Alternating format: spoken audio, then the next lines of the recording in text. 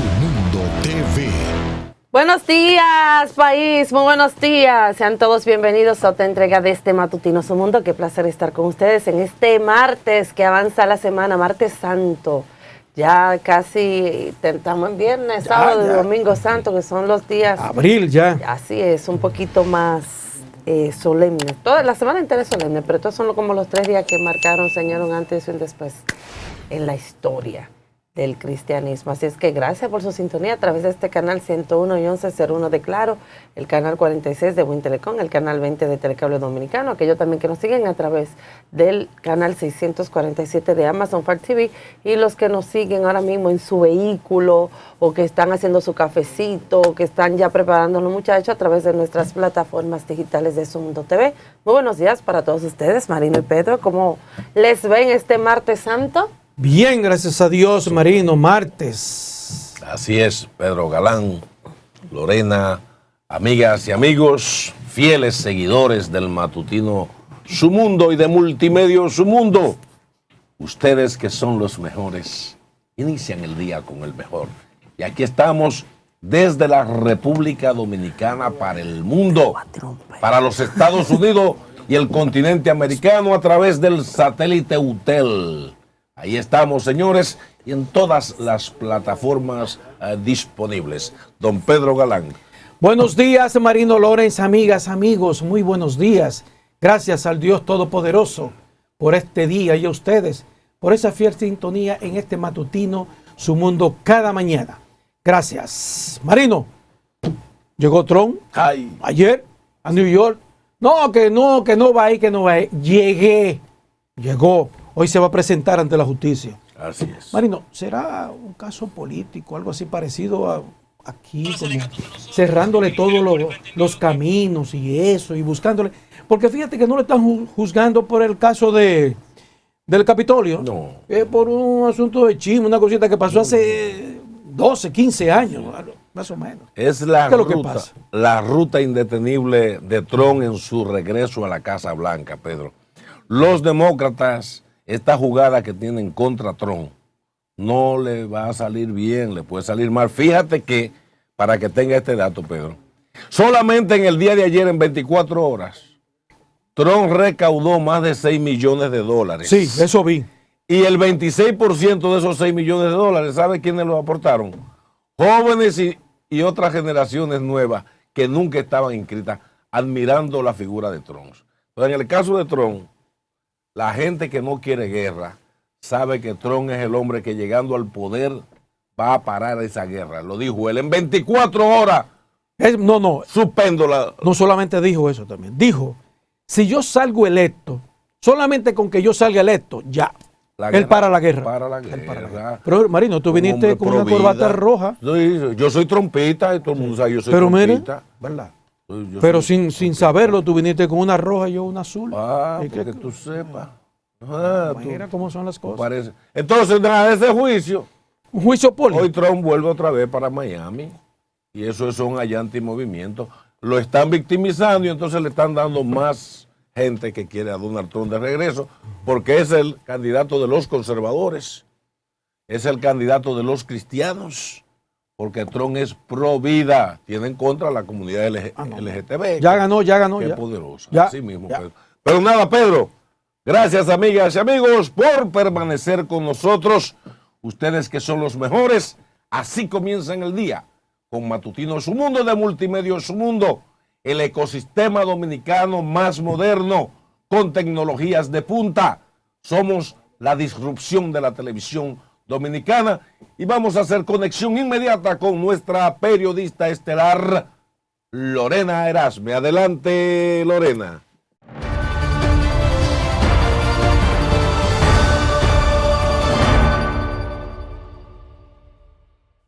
Así es, Marino, de inmediato hacemos contacto en directo desde Lonamet. Allí se encuentra Henry Agramonte con las informaciones del tiempo para este martes santo en este matutino Su Mundo.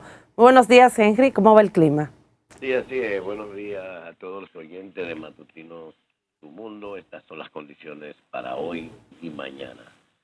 Sistema de alta presión incidiendo en el país. Aumento de lluvias a partir de mañana. Hoy las condiciones del tiempo se encuentran influenciadas por un sistema de alta presión, la cual estará favoreciendo un cielo mayormente de nube dispersa y bajas posibilidades de lluvia en la mayoría de las provincias del país. Sin embargo, en la tarde esperamos ligeras concentraciones nubosas con algunos chubascos locales hacia las regiones del noreste, sureste y la cordillera central, generado por el viento del este y los efectos locales. Entre estas podemos mencionar La Altagracia, Tomayor, Monteplata, Sánchez Ramírez, Monseñor Noel, entre otras. Para los días miércoles y jueves, las condiciones del tiempo experimentarán un aumento en la humedad e inestabilidad sobre el territorio dominicano debido a una vaguada en diferentes niveles de la troposfera que producirá nublado con aguaceros localmente moderados a fuertes, tronadas ocasionales, ráfagas de viento, posibles granizadas sobre las regiones norte, noreste, sureste, incluyendo el Gran Santo Domingo y la cordillera central y zona fronteriza. Desde las primeras horas matutinas, especialmente en horas de la tarde, y las primeras horas de la noche.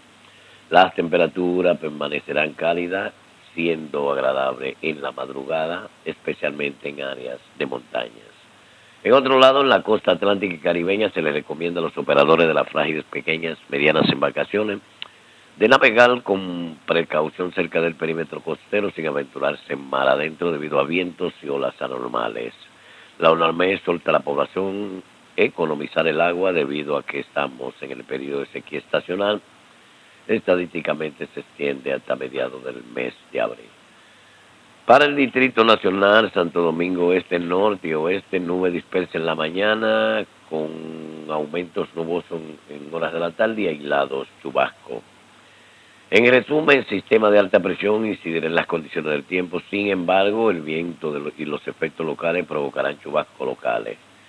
Recomendación marítima, ambas costas, temperaturas calurosas durante el día, agradables en la madrugada, especialmente en zonas de montaña. Repetimos, a partir de mañana empiezan a sentirse lluvias en algunas zonas del país y el jueves y el viernes tendremos aguaceros en diferentes partes del territorio dominicano. Hasta aquí las condiciones del tiempo, en un especial para Matutino Su Mundo. Henry Agramonte les informó. Gracias, Henry Agramonte, por las informaciones del tiempo para este martes en este Matutino Su Mundo.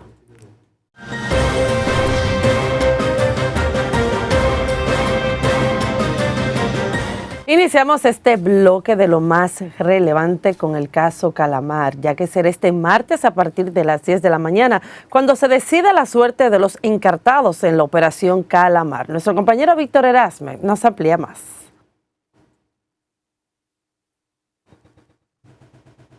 Luego de 16 días detenidos en el Palacio de Justicia de Ciudad Nueva, finalmente será este martes cuando la jueza de atención permanente del Distrito Nacional decidirá si envía a prisión preventiva o aplica una medida de coerción menos gravosa a los imputados en la operación Calamar. El Ministerio Público mantiene la solicitud de arresto preventivo para 6 de los 20 encartados, con los que no llegó a ningún tipo de acuerdo en este proceso. El Ministerio Público entiende que están todas las condiciones dadas para que se acoja la solicitud que nosotros hemos planteado respecto de los 6 imputados que no han acordado con el Ministerio Público la imposición de la medida de coerción. Entre los que no han acordado la imposición de medida están los ex viceministro Ángel Dona Guerrero Ortiz, José Ramón Peralta, Gonzalo Castillo, así como el excontralor de la República, Daniel Omar Camaño, y también se encuentra el señor Aldo Gervasi, que era un ex asesor del exministro de Hacienda, hoy imputado Ángel Donald Guerrero. También está pendiente de decisión por el Tribunal Vicirilo Macabé. Sin embargo, la barra legal del exministro de Obras Públicas y ex candidato presidencial del Partido de la Liberación Dominicana, Gonzalo Castillo, asegura que no existen razones para mantener tras las rejas de manera preventiva a su defendido, debido a su arraigo, ya que ha demostrado que no intentará evadirse del proceso. Nosotros esperamos que se ordene una libertad pura y simple o una medida sea menos gravosa. Si el tribunal entiende, porque nosotros entendemos que no existe peligro de fuga y no amerita una medida de coerción. Pero ya todo fue dicho. La magistrada saldrá con su decisión mañana a las 10 de la mañana. En cuanto a la posibilidad de que Gonzalo llegue a algún tipo de acuerdo con el Ministerio Público, Laura Costa sostuvo que no es una alternativa que el exfuncionario haya contemplado. Pero es que para llegar a un acuerdo con el Ministerio Público hay que reconocer ilícitos que Gonzalo Castillo no ha cometido. Entonces tendría que reconocerse un ilícito. Y Gonzalo Castillo entiende que no ha cometido un ilícito penal que amerite la privación de libertad ni las medidas que plantea el Ministerio Público. Mientras tanto, representantes de personas que se han querellado en contra de los imputados criticaron los acuerdos que Jenny Berenice y Wilson Camacho han hecho con la mayoría de los acusados. Realmente no. Es que, ¿qué le voy a decir? Por ejemplo, se arma un expediente con 20 imputados donde supuestamente ya están todas las pruebas. Entonces, no entiendo para qué el espectáculo, para aceptar acuerdos, pero eso es un derecho. Y el Ministerio Público, nosotros entendemos que a medida que siga el proceso, ya ellos van a responder, porque nosotros, aunque ellos hagan su acuerdo, ellos van a tener que responder. Se recuerda que según el Ministerio Público, los encartados en la Operación Calamar habrían estafado al Estado Dominicano con más de 19,000 millones de pesos. Este martes la atención estará centrada en lo que sucederá con 6 de los 20 imputados, ya que 14 de ellos llegaron a acuerdos con el Ministerio Público. Víctor Erasme, Noticias Su Mundo. Gracias a nuestro compañero Víctor Erasme por estas informaciones. Por otra parte, este lunes fueron sepultados los restos de un joven asesinado por su padre el pasado sábado. Según versiones, Eloy Oxiso tenía una mala relación con su progenitor porque maltrataba a su madre. Nuestra compañera Yulisa Reyes con el siguiente reporte. Juancito Louis, de 19 años de edad, falleció el pasado sábado luego que su padre le agrediera con un arma blanca. Según vecinos, el agresor maltrataba a la madre del joven, razón por la que la relación entre padre e hijo no era la mejor. Su papá siempre le decía que el niño me defendía demasiado. Él tenía que matarlo. Pero yo, como yo pienso en su papá, yo no lo digo nada. Yo no pienso eso, que él le iba a hacer eso de verdad. Pasaban las 5 de la tarde cuando ocurrió la tragedia en el sector Simón Bolívar. Familiares y amigos piden justicia. El barrio está condolido, en verdad, porque esa muerte, dime tú. Un muchacho sano que no se metía con nadie, todo el mundo le sacaba su muro aparte. ¿Qué le piden ustedes a la justicia? Justicia, que hagan justicia, que caiga todo el peso sobre la ley encima de él. Ahora, después que ya el hecho sucedió, lo que se quiere es que le apliquen todo el peso de la ley que él se merece. Y ya. Varias fueron las estocadas que propinó Juan Laverture a su vástago. Yo sé que vivían en discusiones, como que él vivía defendiendo a la madre, oí yo a la madre decir que lo mató por mí porque él me defendía, y así. Yo estudiaba y todo, él le amenazaba que lo iba a matar, ¿te sabes? Él lo iba a amenazar y que lo iba a matar. ¿Quién es él? El papá del muerto. El agredido fue descrito por sus cercanos como un hombre sano y que tenía buena relación con los demás. Vecinos y familiares le dieron cristiana sepultura la tarde de este lunes en el cementerio Cristo Redentor, mientras el verdugo de Juancito permanece arrestado. Yulisa Reyes, Noticias Su Mundo. El Ministerio de Salud Pública dio inicio a los operativos de salud durante la Semana Santa que lleva como lema Conciencia por la Vida. Nuestra compañera Vanessa Valdés con el siguiente reporte. Asimismo, no ingerir agua, hielo y comidas en lugares que no tienen garantía de sanidad para evitar amebas y cólera. También evitar la exposición al sol directa y mantenerse hidratados. Una persona que no duerma lo suficiente se equivale a 1 o un 2 grados de alcohol. Usted no bebió nada, pero no durmió. Pues ya tiene el grado de seguridad y de concentración disminuida como si fuera un grado 1 o 2 de alcohol. Entonces ten cuidado, si tú no me duermes, de 6 a 8 horas no me cojas el vehículo. En el 2021 se reportaron más muertes por accidentes de tránsito que por el COVID-19 en el país, con más de 2.900 defunciones. Así lo informó el ministro de Salud Pública. En tanto, el representante de la Organización Panamericana de la Salud y la OMS dijo que la organización pretende mitigar este impacto República Dominicana ocupa el segundo lugar entre los países con más muerte en el tránsito. Y tenemos que parar, tenemos que salir de esta posición. Ya no podemos seguir adelante. Y nos alegra mucho saber y ver que se empieza una campaña centrada en la familia. El director del Programa de Prevención de Lesiones y Violencia, Julio César de León, llamó a los conductores a revisar sus vehículos antes de ir de viaje y ser prudentes en la vía. Vamos a tener que lamentar la pérdida de un ser humano y eso no queremos. Hoy estamos aquí donde hemos llamado a todas las DPS, DAS, a que vengan a retirar lo que son los insumos de que se van a estar suministrando en todos los estámenes donde estaremos dando la prevención por la salud. Alrededor de 50.000 kits de primeros auxilios estarán siendo repartidos a los ciudadanos mediante la Cruz Roja y la Defensa Civil durante Semana Santa. Vanessa Valdés, Noticias Su Mundo. A pesar de la fuerte sequía que impacta al país, comerciantes consultados por este medio aseguraron que en cuanto a los productos de la canasta familiar no se registra desabastecimiento. En ese sentido, los consumidores expresaron que a pesar de la cantidad de mercancía comestible en los lugares de expendio, el precio continúa en aumento.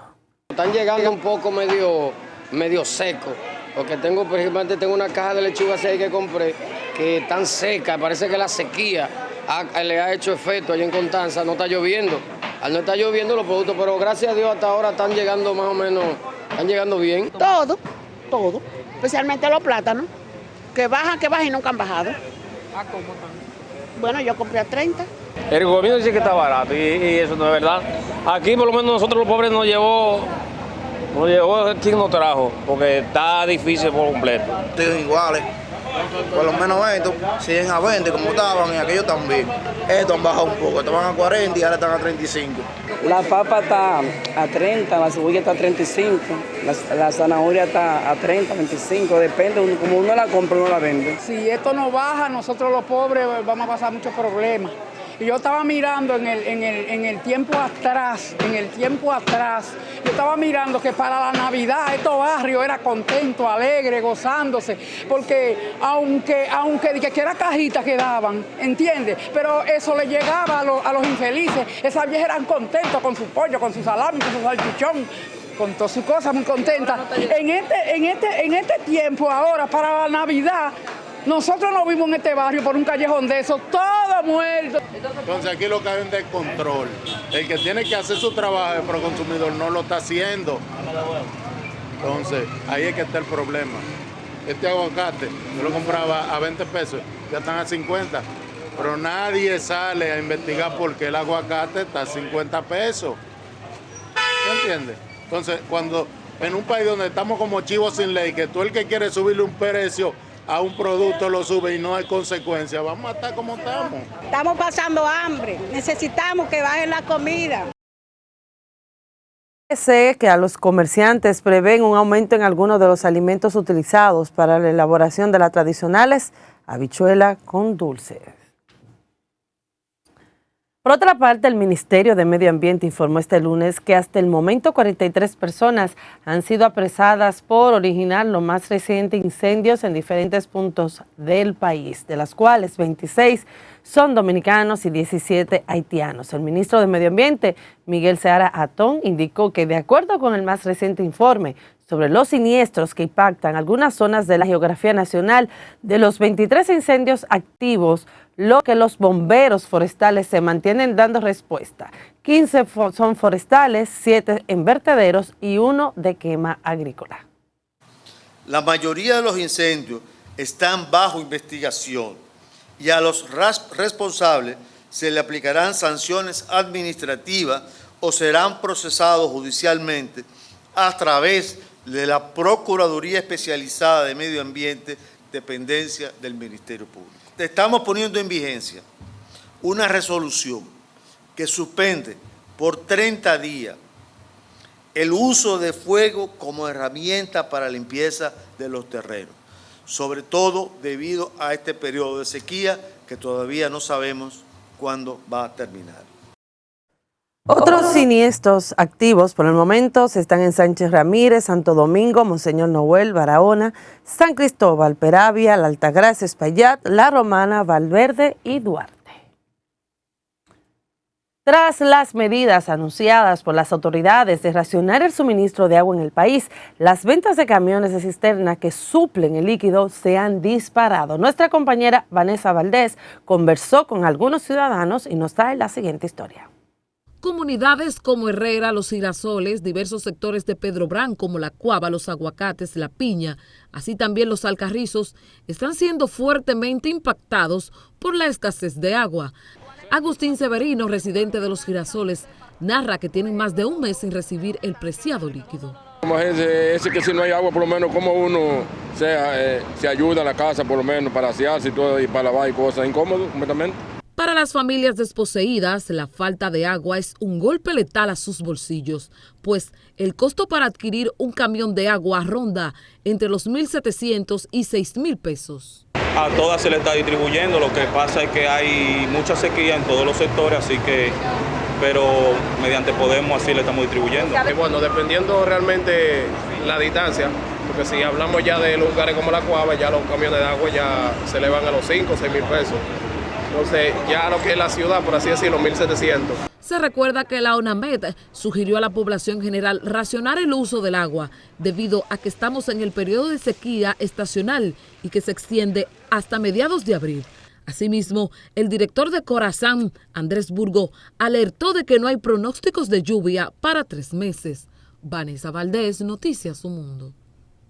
El director ejecutivo del Intrant, Hugo Veras, informó que el plan piloto Parquéate Bien se desarrollará en todos los municipios de la provincia de Santo Domingo tras el éxito que ha tenido el proyecto y la demanda de llevarlos a esas demarcaciones. Asimismo, el plan podría a futuro desarrollarse en todo el país.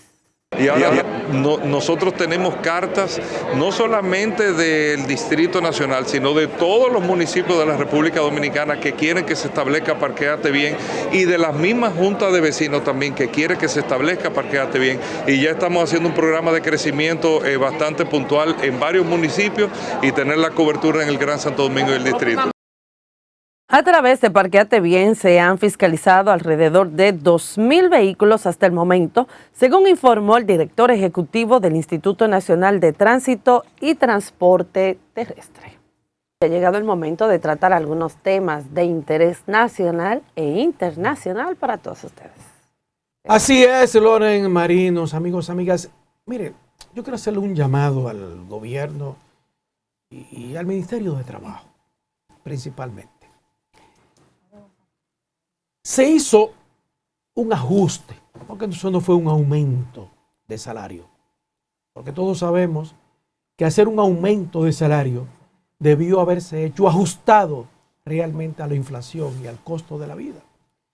Tendríamos que estar hablando de un salario mínimo sobre los 40,000 pesos, que en estos momentos sabemos que es imposible.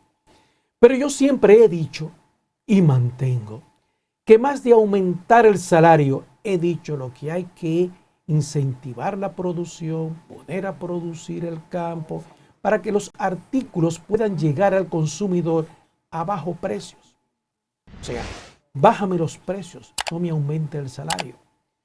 Pues el Ministerio de Trabajo, en los cálculos que hizo de este pequeño ajuste, porque fueron solamente 1.800 pesitos, que hace tiempo la inflación y los altos precios en los artículos de primera necesidad, pues ya se lo comieron. Ya, cada día más vemos cómo aumentan los precios. Pero en ese ajuste, en ese realmente cálculo, vimos que hubo una diferencia. Ustedes quieren, gobierno, Ministerio de Trabajo, realmente hacerle aumento a esta clase media, que es media clase ya, que la clase media baja ya desapareció. Lo desapareció y lo digo realmente con conocimiento. Tengo amigos de clase media que bajaron a la clase media baja, que tuvieron que emigrar a los Estados Unidos. De mis compañeros, que son 11, 6 se fueron a los Estados Unidos y a España. ¿Por qué? Porque no pudieron. Los préstamos que tenían realmente sus apartamentos subieron casi el doble. Igual que el costo de los artículos de primera necesidad, colegio, combustible, todo eso. Entonces, ustedes quieren bajar el salario.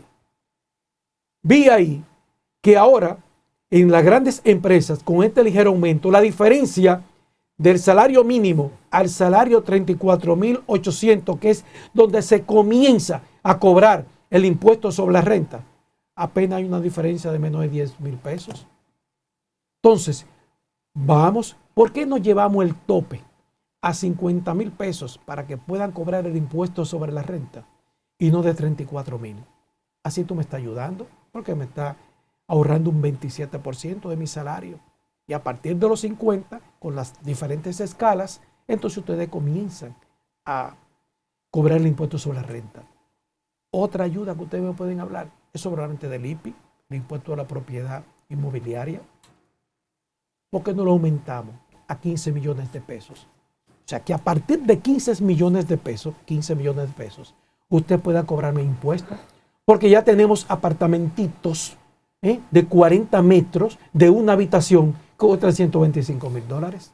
Ustedes lo ven, aquí mismo en el polígono central. Y en las afueras de la ciudad, la provincia de Santo Domingo Oeste y Santo Domingo Norte, rondan ya cualquier apartamentito entre 5 y 6 millones de pesos. Entonces, ¿me quieren ayudar? Vamos a aumentarlo hacia ahí. Pero no lo van a hacer. Igual que los combustibles, no lo van a hacer.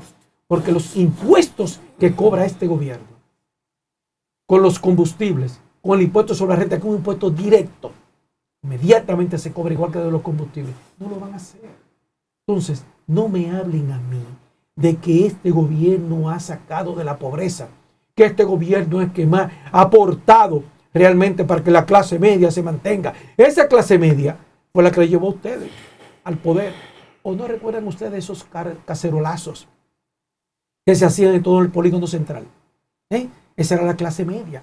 Fue la clase media que fue a la Plaza de la Bandera. Y es la clase media realmente la que paga impuestos, la que consume realmente. Entonces, usted, señor gobierno, ustedes del gobierno, han destruido esa clase media y la han convertido en una media clase. Lawrence Marino. De verdad que la situación está muy compleja. Económicamente. Claro. Está al grito, Marino, la población. ¿Tú no estás al grito? Ronco ya la gente. Bien ronco. Miren, señores, quiero hablar de dos temas brevemente. El domingo se celebró el Día Mundial de la Concienciación sobre el Autismo. Cada año, el 2 de abril, se lleva a cabo esta celebración instaurada por Naciones Unidas, esta fecha, para llevar concientización, sobre todo sobre el tema del autismo. Este día, nueva vez, señores, tiene tantas dificultades este tema, o sea, recibe este día con tantas dificultades. Por ejemplo, en el país todavía no existen políticas con relación al tema del autismo, no hay programas para poder educar, para llevar lo que es la concientización. Tampoco los padres tienen acceso a las terapias que muchos de estos niños tienen que hacerse, porque las terapias son bastante caras. También hay un retraso con el tema del diagnóstico, de que hay algunos médicos que ni siquiera, siendo pediatras, conocen un perfil. O sea, el perfil cuando el niño ya está presentando ciertos síntomas, se podría decir, de que algo no está bien. Y hay un retraso con el diagnóstico. Muchas veces son carísimos, cuestan hasta 10 y 12 mil pesos para los padres poder llevar a cabo esta iniciativa, porque aquí las ARS no cubren nada de esto. Tampoco hay una educación, por ejemplo, en las escuelas donde los niños puedan respetar, donde los niños puedan ser empáticos con aquellos que son autistas, porque imagínense, aquí ni siquiera los maestros muchas veces tienen la educación, los directores tampoco, y ni siquiera pueden detectar cuando un niño es autista. Es decir, que también son focos de acosos en las escuelas. En fin, hay un severo problema con la atención estatal con relación al tema del autismo. Yo creo que es tiempo de que el presidente, en este caso de la República, porque no es una deuda tampoco de este gobierno, sino también de las otras gestiones, para poder, señores, instaurar políticas a favor del autismo. ¿Por qué? Porque cada vez más vemos que de cada 100 niños, 2 son autistas. 2 son autistas. O sea, ya esto no es un tema que anteriormente tú decías, pero ¿y qué es que muchos tampoco saben qué es el autismo y cómo atender y tratar a un niño autista, porque muchas veces creen que el niño tiene problemas mentales y no es así. Es un niño especial. Todos los niños son especiales. Pero estos son un poquito más especial. ¿Por qué? Porque tienen los padres que tener un poco más de atención, tienen que tener un poco más cuidado porque ellos no toleran el ruido, etcétera, etcétera. Y otras madres también, como es el caso de Amanda, una madre que tuve la oportunidad de conversar con ella y conocer un poquito más qué pasa dentro de un hogar con un niño autista. Y la verdad es muy difícil, sobre todo en el caso de ella, donde su hijo presenta algunos síntomas un poquito más fuertes. ¿Cuáles son esos síntomas? Por ejemplo, se agrede él mismo, no quiere comer, se da con la pared porque él puede tolerar el dolor, bota sangre y es como nada, se muerde la lengua, los labios, a veces agrede a su madre y ella ni siquiera, señores, puede dormir porque tiene que estar pendiente al niño a que no se lastime. Entonces, esto no es tan solo de que llegue el día 2 de abril, el Día Mundial de la Concienciación del Autismo, no, es que realmente desde el Estado, dentro del Estado, pues haya una inclusión con este tema y que se le pueda dar el respaldo a estos padres para que puedan llevarle un tratamiento adecuado a sus hijos, de que ellos puedan ir a las escuelas, de que exista un trato de empatía, de respeto, de tolerancia, en fin. Todavía el Estado tiene esta deuda con estos padres, y de verdad me apena mucho porque en pleno siglo, todavía, señores, ustedes ven personas que aíslan, no, para allá, no te juntes con ese niño, no compartas con él, o sea, caramba, o sea, el uno ver eso todavía en este tiempo y sobre todo los padres que tienen que tener los recursos que muchas veces no lo tienen para poder darle una vida digna a sus hijos. De verdad es muy lamentable. Y brevemente otro tema que quería tratar es con relación a los incendios forestales que estamos viendo en diferentes puntos del país desde principio de marzo. Tenemos que el 5 de marzo ocurrió uno en Valle Nuevo, Constanza, el 15 también de marzo, 10 días después en Punta Cana, en fin, en diferentes puntos del país. El Ministerio de Medio Ambiente dijo en el día de ayer que habían ya apresado 43 personas por originar los más recientes incendios en diferentes puntos del país, de las cuales 26 son dominicanos y 17 haitianos. Entonces, ahora viene mi gran pregunta. Señores, ¿qué ministro de Medio Ambiente nosotros no gastamos? Tenemos. ¿Qué ministro de Medio Ambiente nosotros nos gastamos? Miguel Seara Hatton. Ay, ¿verdad? Dios mío, que él no sabe nada de medio ambiente. Tuvo un lapso, ¿verdad? ¿Por qué? Porque él es economista y hasta él mismo lo dijo, que él es economista y que él no sabe del tema ambiental. Entonces, ¿cómo podemos colocar personas, en este caso ministros, de una de las instituciones más importantes del Estado, que no sepa manejar el tema? Y da pena y vergüenza que el señor Miguel Seara Hatton diga estas declaraciones cuando usted se puede rodear de asesores, porque ustedes están llenos de asesores. La mayoría de los funcionarios históricamente aquí contratan asesores para esto, asesores para lo otro.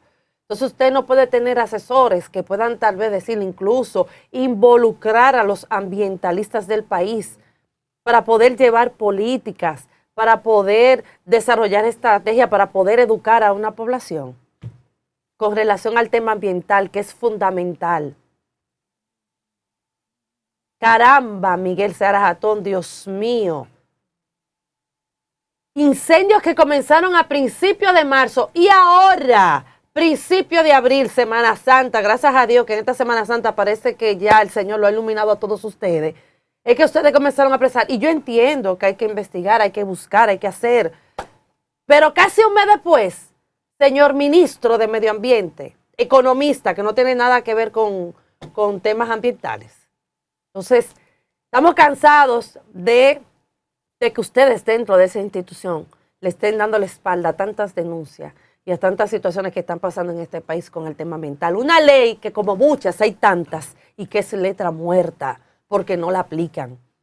Yo espero que esta vez esta ley se aplique en el país con sanciones drásticas, porque estamos aquí hartos que aquí llegue cualquiera y haga lo que quiera hacer con el tema de nuestros recursos naturales. Y una institución, señores, con ministros incapaces que ni siquiera pueden enfrentar un problema para poder cuidar los recursos que nosotros tenemos para nuestras próximas generaciones. Pero verdad, señor Miguel Seara Jatón, usted es economista, usted no conoce nada de medio ambiente, o sea, usted está ahí de más.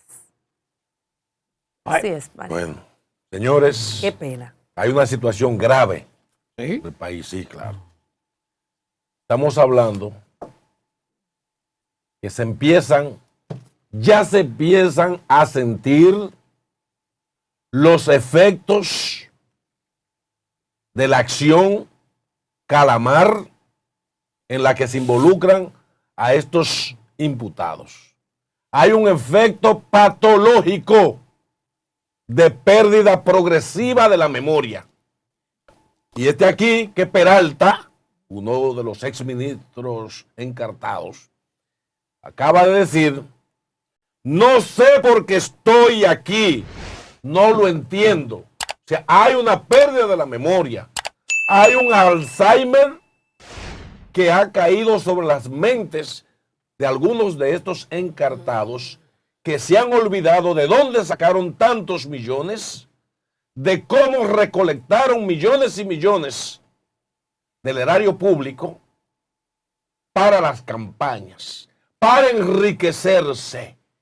Entonces, ante ese hecho, de otros que han dicho que no recuerdan haber entregado dinero, pero después dicen que sí, que entregaron.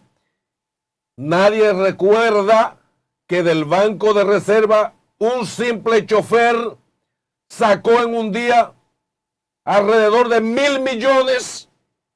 Entonces, ese Alzheimer, esa pérdida de la memoria de los encartados, hay que buscarle un remedio porque esto es patológico, y yo recomiendo al Ministerio Público que busque algunos laboratoristas y químicos para crear la fórmula de Memorin 1000 con una buena dosis para recordarles a ellos con documentos probatorios cómo fue que se robaron el dinero del país, cómo fue que esta asociación de malhechores que llegaron pobres al poder y exhiben las sumas que exhiben, los autos de alta gama, las grandes villas, las grandes cuentas dentro y fuera del país, y que esa Memorin 1000, que es obligación del Ministerio Público,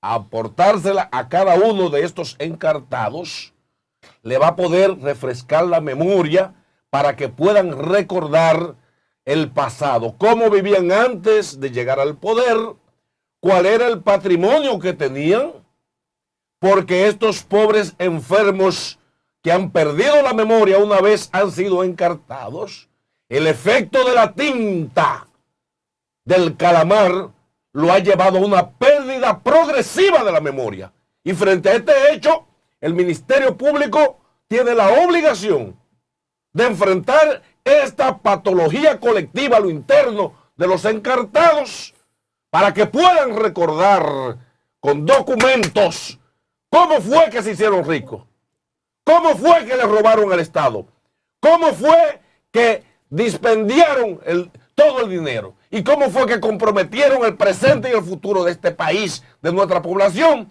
robándose los cuartos que el país le dio para que ellos lo administren. Ministerio Público, sobre ustedes caerá este gran trabajo de aportarle las dosis que fueran necesarias a estos pacientes que hoy padecen bajo los efectos de la tinta del calamar, esta pérdida progresiva de la memoria de cómo fue que robaron y se hicieron ricos. Bueno, así es. Pero dice doña Milagros, directora de ética, que hay por lo menos 5 diputados del PRM que están envueltos en delitos. Oye, pero ya uno ya hizo sus defensas en la Cámara de Diputados la semana pasada. pero ¿Cómo es dice, el nombre? El que cobraba Gori, ya hizo su defensa. Pero dice doña Milagros también, que el director de titulación también, incluso hoy tiene una rueda de prensa que se supone que va a renunciar porque también está investigado. Entonces este gobierno también, no solamente del pasado, de este gobierno que yo no he visto ninguno. Memorín 1000. Memorín 1000 miligramos. Es una pastilla para la memoria. Okay. Sí. Bueno, vamos para allá. Ya tenemos con nosotros nuestro invitado. Él es el vicepresidente de la Fuerza Nacional Progresista, el doctor Peregrín Castillo, que ya es parte de esta familia de Su Mundo, de Multimedia Su Mundo, y le damos la bienvenida, doctor. Doctor, tenía mucho que no venía por aquí. Sí, tenía mucho. Tenía un tiempecito. Pero lo importante es que estamos aquí. Gracias por la invitación. Un saludo al público de este espacio y mi mejor deseo para que Su Mundo siga avanzando, penetrando en la conciencia y en la atención del público dominicano. Gracias, doctor Peregrín Castillo, político, abogado, de familia, nacionalista. Defensor de la patria. Un hombre, una figura que siempre le encontramos en todos los momentos cuando la patria está en peligro, advirtiendo y orientando. Doctor, dentro de todo esta tinta del calamar que oscurece el panorama de ciertas personas, ciertos grupos, sabe que el calamar tiene esa capacidad de lanzar una tinta para escabullirse y dejar a la gente, al entorno como un poco lelo, como dicen los cibaeños, no sabe dónde está. ¿Cuál es su parecer en el marco político, en el análisis político, de todo lo que ha ido surgiendo en el contexto de un año preelectoral? ¿Cuál es su evaluación? Yo vengo diciendo hace muchos años que el sistema político nuestro, que es medularmente clientelar, populista, patrimonialista, presidencialista, naturalmente segrega espacios de corrupción. En República Dominicana no hay casos de corrupción. Cuando yo digo eso, la gente se queda chocada y pregunta, ¿cómo? En República Dominicana hay estructuras de corrupción, sistemas de corrupción, cultura de corrupción. Y lo que estamos viendo con estos procesos es precisamente la confirmación de eso. Hay una deformación tan grande dentro de la política partidaria electoral, que necesariamente vamos a ver casos como este y más grandes, porque la política nuestra se ha convertido en un campo de inversión de altísima rentabilidad. Por eso la política cuesta cada vez más. Por eso los que tienen verdadera vocación política, vocación de servicio, vocación de compromiso con el bien común, con los intereses nacionales, cada día tienen menos espacio en los partidos. Por eso mismo también se da un fenómeno, venía dándose, de concentración del poder político. Esos casos se dan en un contexto donde el partido hegemónico intenta virtualmente ir ya a la fase dictatorial. Un proceso de concentración tan alto que genera contradicciones internas. En el marco de las contradicciones internas se decide usar todo el aparato del Estado, todos los recursos públicos para retener el poder a cualquier precio. A cualquier precio. No significa que esa práctica es nueva, ojo. Esa práctica tiene historia desde, se pudiera decir, desde la fundación de la República. Pero es acumulativa.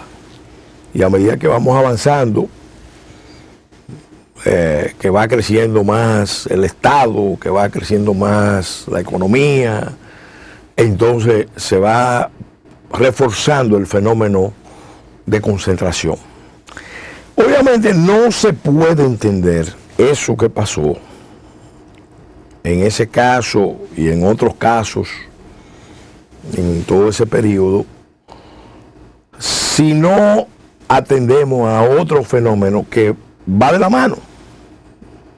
Porque lo que estamos viendo ahí es un fenómeno, también lo confirma, de conchupancia. La conchupancia es un término llamativo, colorido, del folclore político venezolano. Se puede decir que fue lo que arruinó el sistema político venezolano. Se refiere a el entendimiento de la cúpula de los partidos mayores, que se ponían de acuerdo. En cada partido había una comunicación en la cúpula con la cúpula de los otros partidos dominantes, y se daba el fenómeno de conchupancia, que se potenciaba porque además se extendía a los grandes grupos económicos. Los grandes grupos económicos. Eso fue en Venezuela. Aquí eso se está reproduciendo sobrepotenciado. Y por eso yo vengo diciendo, miren, el sistema político experimentó unos daños enormes en el proceso del 16, en el proceso del 20, con esas dos leyes que se aprobaron en el 20. Se aprobaron en el 19, pero que fueron concebidas para consolidar legalmente la hegemonía de un partido y la existencia de dos o tres para mantener supuestamente el juego democrático, la apariencia democrática. Pero fueron atentados importantes al orden constitucional, al orden democrático, a los valores del pluralismo, a las tradiciones de las alianzas, a los derechos de la minoría. Y obviamente se confirmó lo que venimos diciendo desde Fopredón hace mucho, el tema de el voto preferente ha sido la desgracia, ha sido el factor que más ha propiciado la descomposición, el destripamiento, para usted una palabra cruda y dura, de los partidos y del sistema de partido y electoral. Doctor, escúcheme, cuando usted se refiere a la ley del 19, se refiere a la 1519. Sí, las dos leyes que se aprobaron. Mira, esas dos leyes se aprobaron y todos lo sabíamos dentro de una estrategia autoritaria. Porque el PLD era el partido dominante. Y fue partido dominante, entre otras cosas, porque el PRD no supo mantener la unidad interna y además se negó a sí mismo, siendo el partido antirreeleccionista. En el año 2001 emprendió un proceso nunca visto, de la mano precisamente estimulado por el Partido Reformista y el doctor Balaguer, para modificar la Constitución y permitirle al presidente Mejía que lanzara un proyecto de reelección. Eso agrietó enormemente al PRD. No lograron su objetivo, pero descompuso al PRD. Y el PRD se convirtió entonces en un partido que en su descomposición le estaba facilitando al PLD convertirse en el partido hegemónico. Y el PLD, mientras más crecía, específicamente cuando llega Danilo Medina, recompone sus alianzas, porque hasta el 12 el PLD había gobernado el país con una coalición amplia de partidos de diferentes tendencias, pero en el 13 empezó a romper esa coalición y en el 16 monta el proyecto de reelección con dos nuevos aliados. Los dos nuevos aliados son el Partido de la Sociedad Civil, lo digo así, que lo encabezaba en ese momento Gustavo Montalvo, el ministro de la Presidencia, era el hombre de confianza de los grupos de sociedad civil que estaban en el gobierno. Como está claro, estaban en el gobierno más que todos los partidos aliados al Partido de la Liberación Dominicana, con mucho poder y obviamente conectado con los poderes internacionales. Y por otro lado, Danilo Medina entendió, su equipo entendió que para mantenerse en el poder había que estrechar la alianza con el alto empresariado. Mira, hubo una reunión que se hizo en el 2013, yo lo relato en un librito que publiqué titulado La Constitución bajo ataque. En el 2013 en Romana, allá en Casa de Campo, se hizo un encuentro continental de las grandes familias empresarias. Y las familias empresarias anfitrionas eran los Fanjul, los Vicini y los Corripio. Y recibieron todas las familias empresarias del continente. Y el presidente fue invitado a que le dirigiera un discurso. Y el discurso que elaboraron el grupo que quería ya la reelección de Danilo en el 16 y en el 20, o sea, imponerse, era un discurso que no tiene desperdicio porque delineaba la estrategia que le estaban proponiendo al alto empresariado, una especie de alianza donde el gobierno iba a convertir a República Dominicana en el Singapur del Caribe. Y el presidente Medina iba a ser una especie de Lee Kuan Yew del Caribe. Iba a dar nacimiento a una nueva realidad con el apoyo de los grandes empresarios. Entonces esas dos alianzas fueron las que sustituyeron las alianzas políticas tradicionales. Ya nosotros mismos lo vivimos desde la transición, nos dimos cuenta, espérate, aquí hay algo que no está bien. No está bien. Y lo fuimos viendo.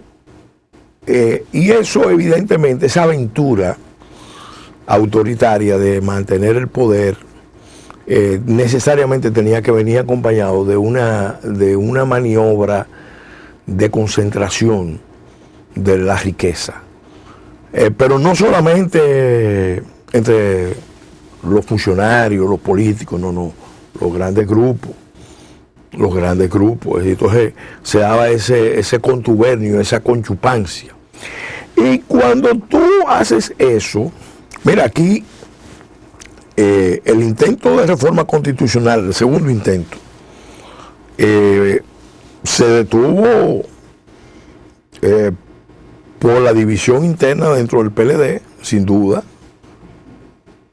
por la reacción de la oposición en sentido general, de las capas medias, y porque hubo una presión exterior contundente, porque no es verdad que a Danilo Medina le iban a permitir que hiciera lo que estaba haciendo Ortega en Nicaragua. Entonces lo frenaron, pero intentaron una operación más audaz. Yo estoy haciendo una lectura política de ese expediente. El intento más audaz, ¿cuál fue? Una reelección en cuerpo ajeno. Sí, sí. Una reelección en cuerpo ajeno. Bueno, si yo no puedo ir... En ese sentido, ¿usted cree que Gonzalo es una víctima de Danilo Medina? No se puede considerar una víctima, era un aliado, el hombre de confianza. Pero lo usó. Pero era el hombre de confianza. Prestó su cuerpo. Era reelección en cuerpo ajeno. Acuérdense que Gonzalo llamó benefactor a Danilo Medina. Lo llamó benefactor. Solamente le faltó decir benefactor de la patria. Pero Danilo lo escogió como el hombre que podía. La otra opción era ya el procurador. El procurador que estaba armando el proyecto. Si Danilo no puede ir, Jean Alain Rodríguez iba a ser la opción. Esa es la lectura política, pero todo eso se hizo en violación a las leyes, a la Constitución, al buen juicio, que es la de mesura, es lo que los griegos llaman el ibris, que hace perder a los políticos. Yo tuve oportunidad incluso de decirle a muchos miembros del comité político del PLD, porque uno tiene muchos amigos en el PLD, fue una relación de muchos años. Y a muchos de ellos yo le dije con mucha crudeza, yo le dije, miren, ustedes tienen que darse cuenta, porque creo que fue don Juan que se lo enseñó, no se le olvide, que los ciclos de la política cuentan. Los ciclos de la política cuentan. Ustedes llegaron en el 96, el ciclo político que ustedes han dominado termina propiamente en el 24. Termina en el 24. Y ahí en ese periodo ustedes ya tienen 20 años del ciclo de 28 años, 30 años, ya ustedes tienen 20 años. Ustedes tienen que prepararse para el proceso inevitable de la transición de un ciclo a otro y saber salir del poder. Pero empeñarse en retener el poder, incluso haciendo maniobras de sumo, muy riesgosas, como por ejemplo romper con Taiwán y alinearse con China, en una maniobra engañosa que no fue contra Taiwán, fue contra los Estados Unidos. Era una jugada de alto riesgo, y aunque se diga que era un ejercicio de soberanía, la forma en que se hizo, los motivos que se invocaron, los motivos reales de esa maniobra y la coyuntura demostraban que no era realmente algo que podía convenirle a República Dominicana, a la nación dominicana en ese momento. Y lo estaba haciendo un gobierno que al mismo tiempo estaba haciéndole concesiones sin precedentes a los Estados Unidos. Ojo, porque al mismo tiempo en que se daba ese giro, por ejemplo, se firmaban acuerdos con las autoridades norteamericanas que eran sumamente lesivos a la soberanía de la República Dominicana. Entonces, fíjense cómo la búsqueda del poder, la concentración del poder, la retención del poder, conduce a estas situaciones. Danilo Medina lo dijo en una reunión del comité político, del comité central. Con ustedes que estamos aquí, que están aquí, nosotros retenemos el poder. Retenemos el poder. Pero después, cuando fue derrotado, esa jugada histórica de la reelección en cuerpo ajeno, entonces él mismo le dijo al partido, y le dijo, y no le faltó verdad, y ahí está la clave de todo lo que ha pasado. Perdimos porque no se podía hacer nada sin dinero. Y ustedes habían perdido la mística, los PLDistas. Querían que todo fuera pagado, que todo fuera financiado. Y así no se ganan las elecciones. Se lo dijo claramente. Entonces, ¿qué pasa?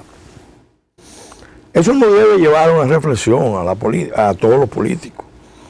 Señores, la política no puede verse como un negocio, como un campo de inversión. Lamentablemente, eso se ha dado, y en los hechos, y lo hemos dicho desde Fopredón, en los hechos, el voto preferente a nivel de diputados, el voto preferente ahora a nivel de regidores y de vocales, lo único que va a acentuar es la descomposición del sistema político. Porque los partidos, y no han querido cambiar, se les ha dicho de mil maneras, no han querido cambiar. Los partidos, ¿qué es lo que hacen? Bueno, en vez de privilegiar al militante, al dirigente, al político real, entonces lo que hacen es buscar el que tenga más recursos para que el día de las elecciones, ni siquiera antes, el día de las elecciones se monte un gran mercado nacional con 20,000 puestos de compra y venta de votos. Entonces eso no se puede sostener. ¿Quiénes son los tres grandes electores reales en este sistema que llamamos democracia dominicana? Que se ha deformado. Está deformado totalmente. En primer lugar, las camarillas cleptocráticas. Los que están en el poder, que tienen acceso a los recursos públicos, de una u otra manera usan los recursos públicos para retener el poder. La radiografía de eso está en el expediente Calamar. Eso es el mejor retrato de eso. En segundo lugar, los grandes grupos económicos, que antes tenían una política de aportar a diferentes candidatos, jugar al equilibrio, pero de un tiempo a esta parte, con el proceso de concentración de la riqueza a través de monopolios, oligopolios y colusiones, entonces lo que se ha dado es un consorcio de grandes grupos que con algunas excepciones se reúnen y deciden, bueno, nosotros, nuestro dinero, nuestro apoyo, nuestros recursos van a ir a tal opción o a estas dos opciones, y nosotros en la recta final decidimos, o se mantienen ahí jugando cabeza por si acaso, pero dos opciones. Y las dos opciones, mientras más domesticadas, porque ese es otro problema, todo ese proceso conlleva no solamente un proceso de mercantilización de la política, sino de domesticación de los políticos y de los partidos.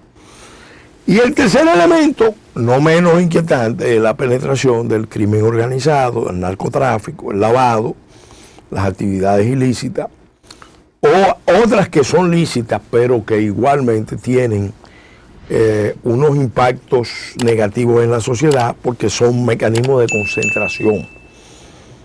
de concentración de la riqueza de República Dominicana. Señores, este es un país que tiene un enorme potencial de producción de riqueza. Sin embargo, aquí hay más bancas de apuesta que invernaderos. Si aquí tuviéramos tantos invernaderos como bancas de apuestas, seríamos la primera potencia de todo el Caribe y Centroamérica y de América Latina probablemente. Pero son 80.000, 70.000 bancas de apuestas, 40.000 legales, 30.000 ilegales. ¿Cómo puede una sociedad funcionar así? Entonces, ese es el problema. Y le hemos dicho, eso no se puede mantener porque no lo puede pagar la economía. Porque todo eso genera unos costos. No lo puede pagar la sociedad. No lo puede pagar el ciudadano común. Lo estamos resintiendo de diferentes maneras. El Estado cada vez más grande, más inflado, menos operante. Óigame, menos operante. El Estado Dominicano tiene 690.000 servidores públicos a nivel, creo que, de gobierno central. Si sumamos las municipalidades, puede llegar a 800.000 servidores públicos. Y hay 4 millones de personas que están recibiendo subsidios de diferentes tipos. Pero son subsidios que vienen del exterior, porque todo eso engrampa con otra realidad. Al momento en que se está dando ese proceso,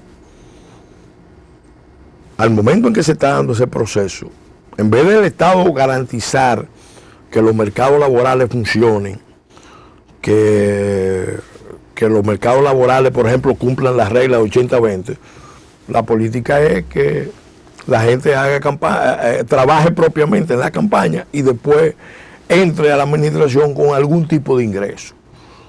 Pero el sistema de subsidio del Estado y el sistema de impuestos del Estado se está usando para desmovilizar la mano de obra nacional, que ya no solamente está en el sector agropecuario, la mano de obra haitiana, o en el sector de construcción, no, en el sector turístico, en el sector de seguridad ciudadana, privado, en el transporte, en el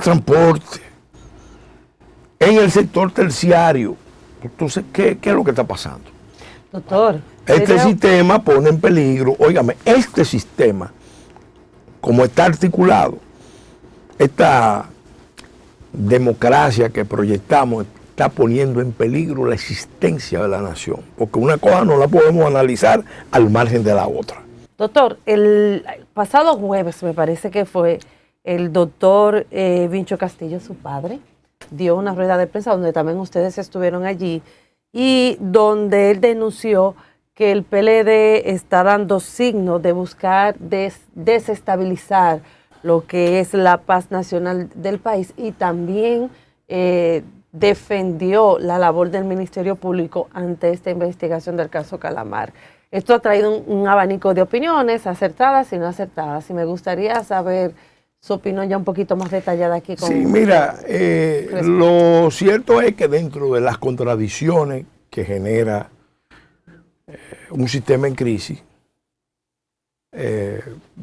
hay un sector del Partido de la Liberación Dominicana, él dijo un sector de la cúpula, fue bien preciso, para no generalizar, dijo que hay un sector de la cúpula que estaba y está interesado en generar un escenario de confrontación, de desestabilización, que en cierta manera impida la normalidad y la continuidad de esos procesos dentro de un marco de institucionalidad relativamente aceptable. Eso lo hizo atendiendo no solamente a su experiencia de largos años, sino a las informaciones que fluyen, porque uno tiene amigos en todos los lados, incluido en el propio PLD, que ven que una línea aventurera puede liquidar al Partido de la Liberación Dominicana de mala manera.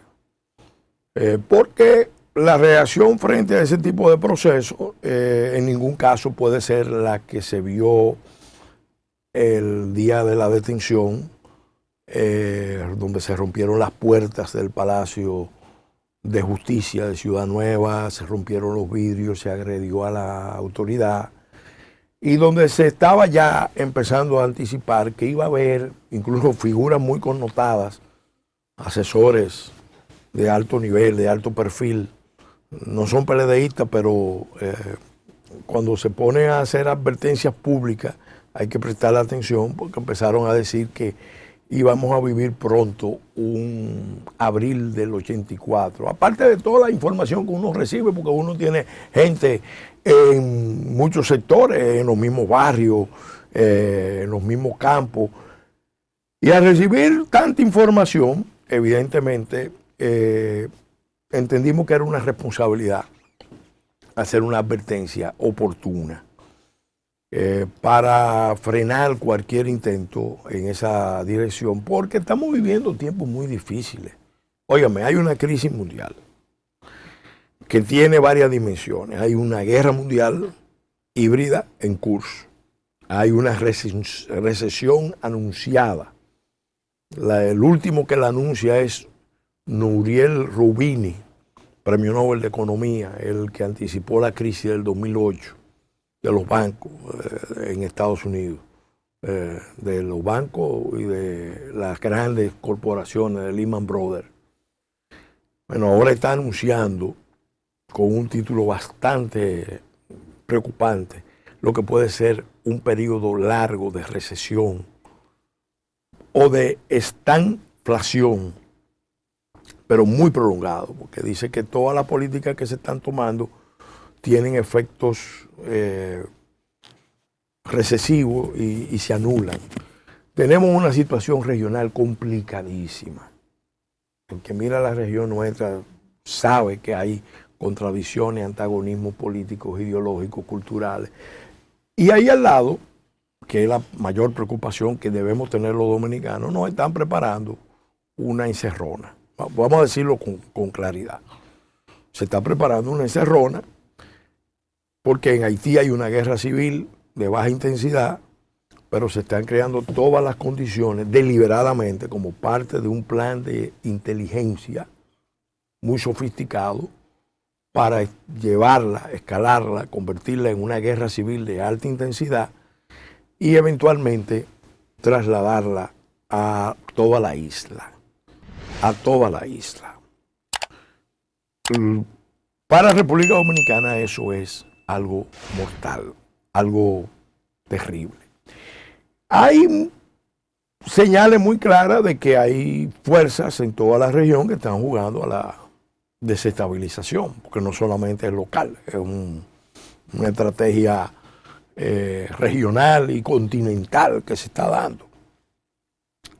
Y yo solamente le voy a dar un signo. El presidente Abinader estaba invitado por el emperador de Japón y el presidente de Corea del Sur a un viaje oficial de Estado y lo suspendió. No fue él, tuvo que enviar a la vicepresidenta y a 2 ministros para que fueran a representar a la República Dominicana. ¿Qué información tenía el presidente?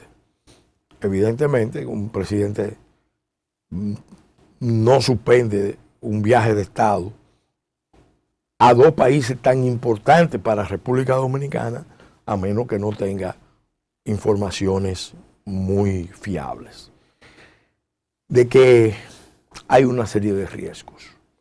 Y estamos viendo una serie de señales que están aflorando. Porque este expediente ha generado una serie de contradicciones antagónicas dentro del sistema y dentro del propio gobierno o dentro del propio PRM, para decirlo con claridad, dentro del propio PRM. Porque hay sectores del PRM que en realidad nunca le gustó el esquema del Ministerio Público Independiente. Y lo Hipólito Mejía. Hipólito Mejía fue muy franco y lo dijo, pues eso tiene Hipólito, que hay que reconocérselo, él es franco y directo y lo dijo. Y obviamente todo el mundo sabe que por muchos años Hipólito Mejía y Danilo Medina tuvieron una especie de inteligencia estratégica, ahí brevemente, porque ellos querían evitar a Leonel Fernández a cualquier costo y además se ayudaban recíprocamente. Ahí en este sentido, ¿usted considera, por ejemplo, de que tal vez todo esto del Ministerio Público, todas estas investigaciones, todo estos levantamientos, por ejemplo, tenemos el caso de los hermanos del presidente del PLD, Danilo Medina, que fueron investigados, ahora caso Calamar, sus funcionarios más de confianza en la justicia? ¿Usted considera que el Ministerio Público está haciendo como paso por paso para poder llegar a donde Danilo Medina y tener que él ir al Ministerio Público, a los palacios de la Procuraduría? Porque yo entiendo que él va a tener que ir, es lo más probable, porque ya lo están, o sea, Pagán ha cantado muchísimo ya y ha dicho incluso que por orden de Danilo Medina había que buscar recursos para esto en 20 días. Mira, yo creo que la lectura del expediente dice claramente que faltan actores. El que ve el expediente, el que lo lee, yo no he tenido tiempo para ponerme a leer el expediente, estoy más concentrado en la crisis mundial que en el expediente Calamar. Pero por lo que se trasluce y por lo que mis hermanos, que son los que están más atentos a eso, y el propio doctor Castillo, evidentemente que es un caso que puede evolucionar a otros niveles, pero lo cierto es, porque aquí nadie tiene motivo, nadie puede alegrarse de lo que está pasando, porque todo esto que está pasando está poniendo en peligro el orden institucional. De hecho, ya estaba averiado, vamos a decirlo con claridad. Ahora, la experiencia de juicio y castigo, lo quiero decir, es necesaria, es inevitable. O sea, hay procesos que ya se abrieron, entonces hay que pasar la experiencia de juicio y castigo, porque paralizarla, que era lo que algunos pretendían o pretenden, es peor. La sociedad dominicana necesita la experiencia de juicio y castigo. Y claro, y ahí es que yo intervengo con una posición crítica. Alguna gente cree que la lucha contra la corrupción es solamente la experiencia de juicio y castigo. Y eso es un error. Cuando hablamos de corrupción sistémica, corrupción estructural, corrupción, cultura de corrupción, no basta para nada la experiencia de juicio y castigo. Aquí hemos tenido experiencias de juicio y castigo bastante fuertes y vemos que caen algunas figuras importantes, a veces de la política, a veces del alto empresariado, de la banca, pero el sistema como tal sacrifica cada cierto tiempo a un grupo y el sistema continúa.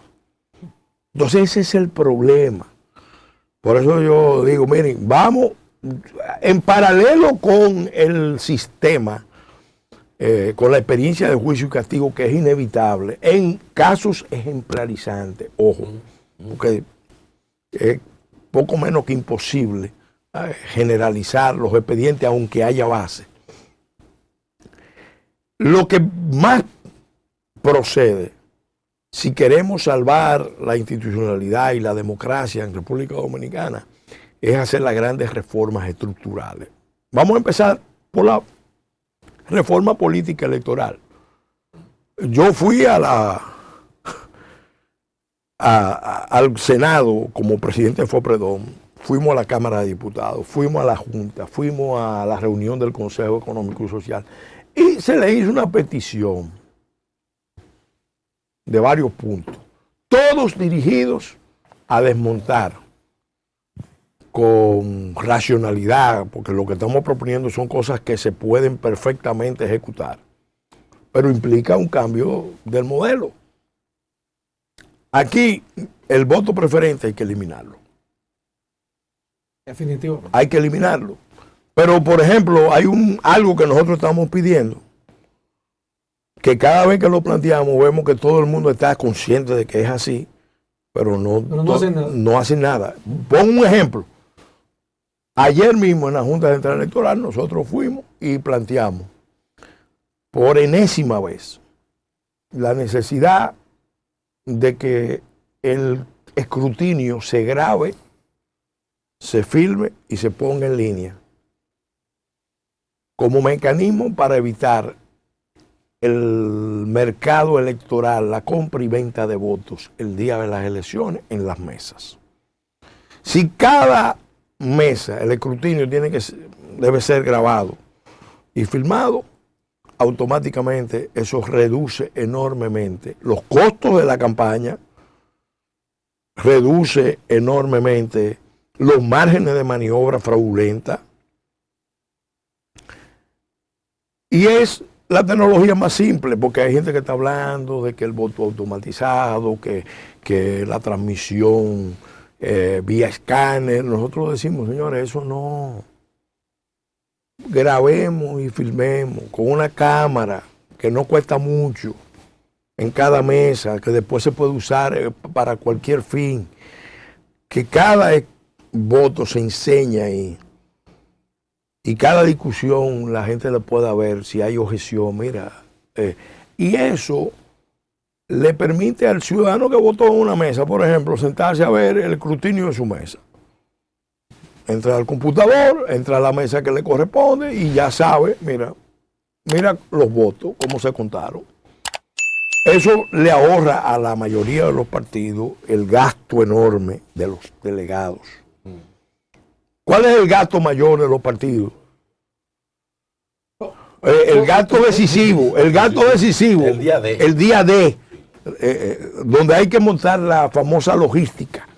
Óyeme. Eso le cuesta, escúchame, $100,000 a la Junta. Poner una camarita, 20,000 meses. Claro, puede costar algo más. Está entre $5 y $7 una camarita. Pero busquemos algo que sea bien abarcador. El doble. Lo pueden hacer. Entonces, eso con Reuters que colocan, ya técnicamente nosotros lo evaluamos. Los técnicos de la Fuerza Nacional Progresista lo evaluamos. Se lo hicimos llegar a la Junta en el 16 y la Junta lo autorizó en el 16. Pero ¿cómo? ¿Con qué modalidad? Que los delegados de los partidos pudieran grabar con celulares. Claro, el partido que no tiene manera de tener delegado y los que van a hacer truco van a incluir en la negociación el video. Sí. Ven, dame el video. O no me grabe, porque aquí... Sí. Entonces, así no se puede. Tiene que ser una filmación y una grabación institucional de la Junta. La otra modalidad, la vi yo en Chile, es buena, pero tiene sus peligros. En Chile, por ejemplo, cuando se va a contar, todo el ciudadano que votó en esa mesa puede ir a la mesa y acompañar el proceso de conteo de votos en presencia de todo el mundo. No solo delegados que se cierran, ahí 3, 4 delegados y los presidentes de junta de mesa, no. Con ese, no, pero no han querido. Son reformas estructurales para bajar los costos de la política. ¿Cómo es posible? ¿Cómo es posible que el costo de la propaganda sea tan elevado? ¿Por qué? La Constitución manda, y eso fue una propuesta de la Fuerza Nacional Progresista, a poner topes en los gastos de campaña. en asegurar acceso equitativo a medios. La Junta Central Electoral en el 2010 preparó un reglamento para el acceso equitativo a medios. Sí, pero... Mire, no hubo manera, porque esto no es una cuestión solamente de los partidos. Los medios de comunicación más poderosos se opusieron al reglamento de la Junta en el 2010 para poner, por ejemplo, límite en el gasto que un partido puede hacer por día en la campaña.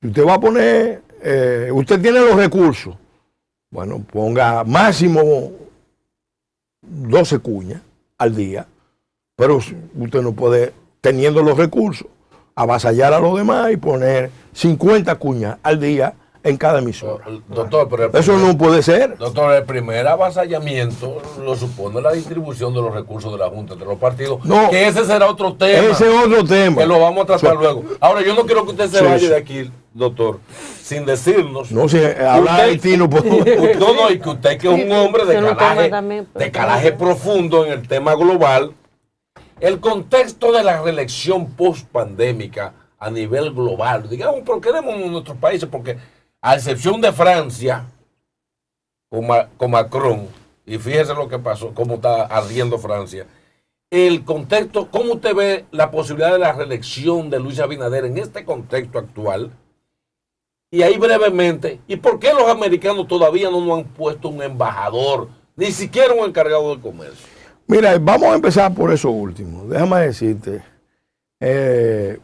lo mejor que pasó fue que no nos pusieran un embajador, porque el que iban a mandar era un activista. No era pájaro. No, era un activista del caucus afroamericano, muy identificado con la causa haitiana.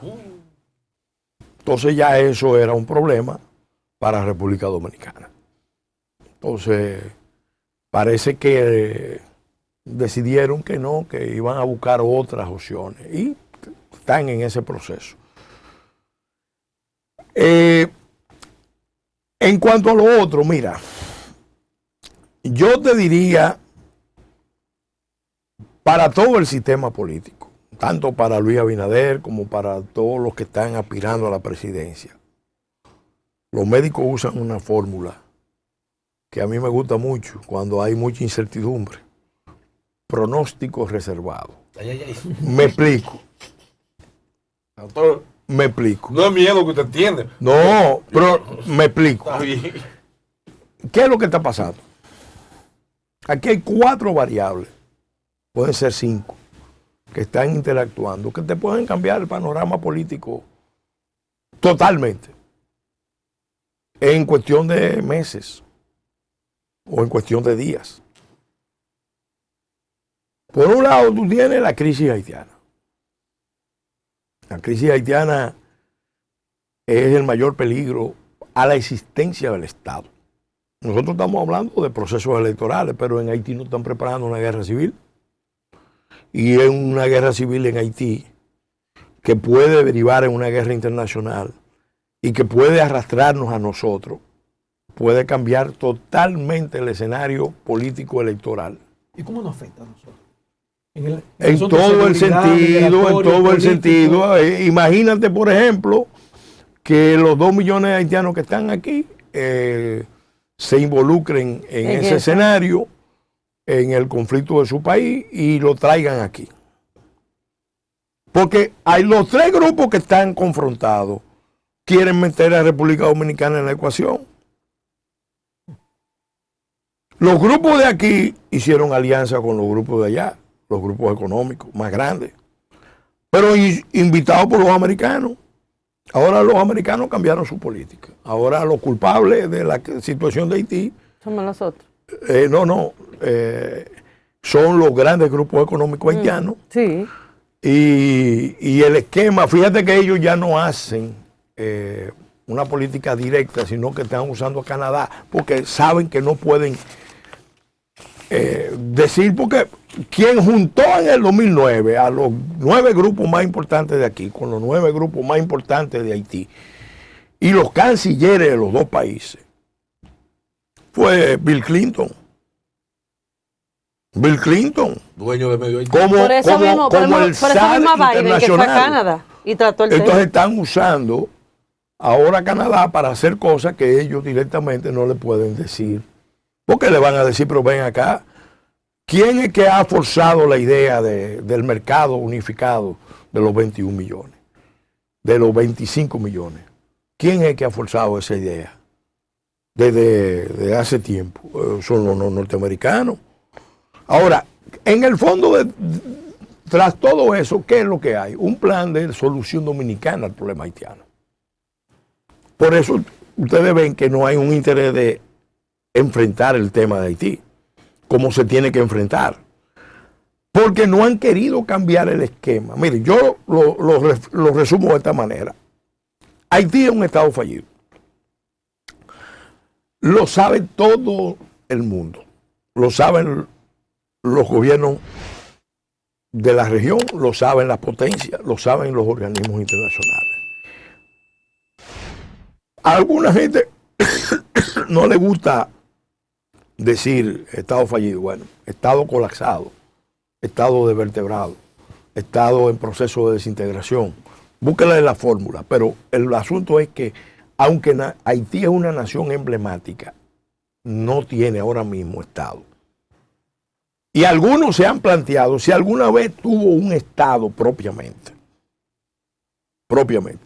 Se puede decir que quizá con Boyer, que unificó el norte con el sur, se acercaron mucho, o con Duvalier, pero el precio es una cosa terrible, porque fue una dictadura tenebrosa. Entonces,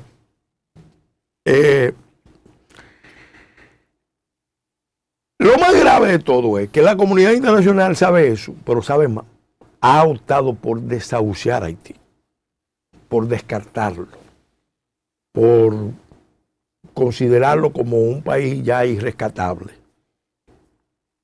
Un caso perdido. Eso es perverso. Y peligroso. Porque nunca han hecho, óyeme, nunca, desde 1949, cuando dictaron el informe de Naciones Unidas, el primer informe de Naciones Unidas en la región se dictó sobre Haití, nunca han hecho ningún esfuerzo por rescatar y restaurar Haití. Entonces, ¿cuál es la fórmula que han optado?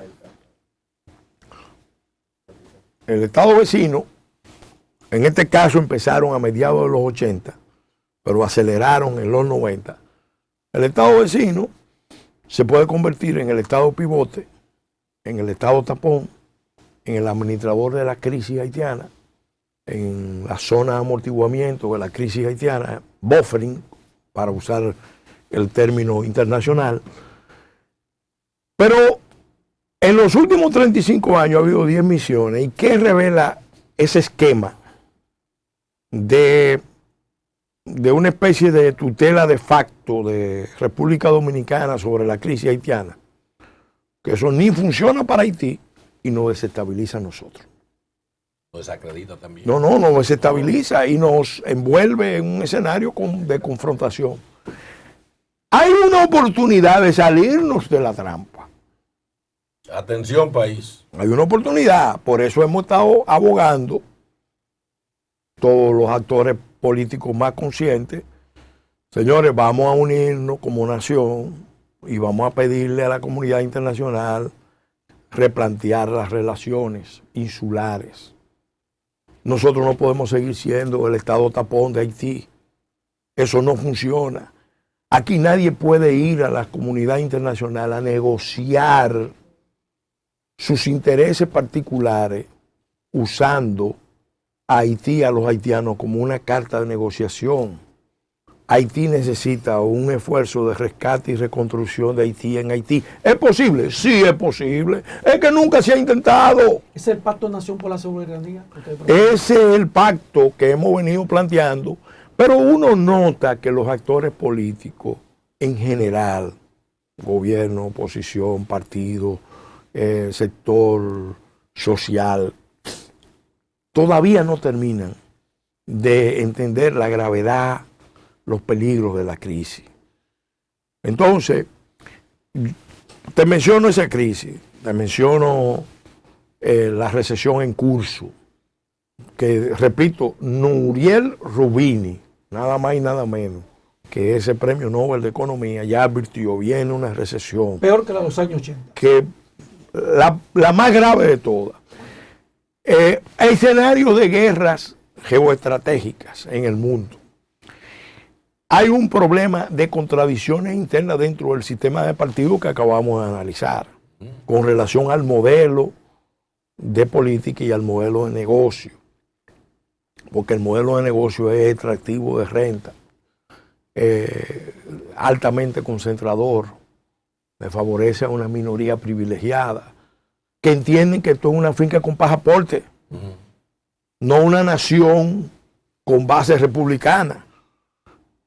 Entonces, esas variables, más los temas de seguridad ciudadana, que pueden en un momento dado desbordarse, pueden presentar escenarios sin precedentes. Entonces, hacer pronóstico de que quién tiene más chance, menos chance, yo no me animaría, porque y lo digo no solamente no solamente lo digo con relación al proyecto de reelección, lo digo con relación al sistema en general, incluido las fuerzas de oposición que están haciendo cálculos alegres. Doctor, ¿Luis se queda o se va? Mira, yo no, vuelvo y te digo, yo no estoy pensando en términos políticos electorales. Yo estoy pensando en términos nacionales. Y hay que pensar en términos nacionales porque la verdad es que sí te voy a decir esto para cerrar. Si la clase política, gobierno y oposición, no se ponen a la altura de las circunstancias, no interpretan las exigencias del momento y siguen jugando a la política tradicional, no te sorprenda que eventualmente venga un proceso que barra con la clase política. Ay, gracias, doctor. Ay. Bueno, doctor, faltaron muchos temas. Doctor. Lo esperamos nuevamente por aquí. Doctor. Usted sabe demasiado. Wow. Gracias, doctor. Doctor, gracias por haber estado con nosotros. Y a ustedes, amigos, de esta manera llegamos al final del programa de hoy. Será hasta mañana miércoles en otra entrega de este Matutinoso Mundo. Hasta mañana. Su Mundo TV.